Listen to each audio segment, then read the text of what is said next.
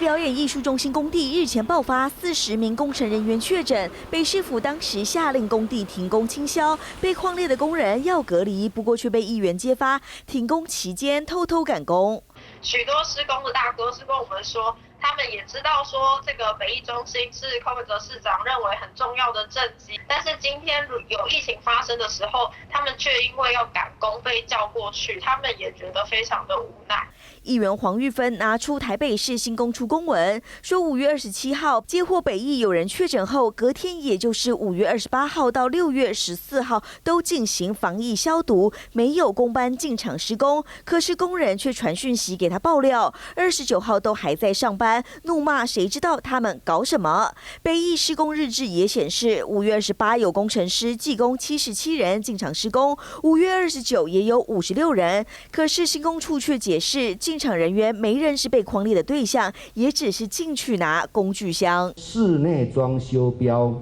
跟剧场设计标分别在5月28、29尽数完成，包括停工申请、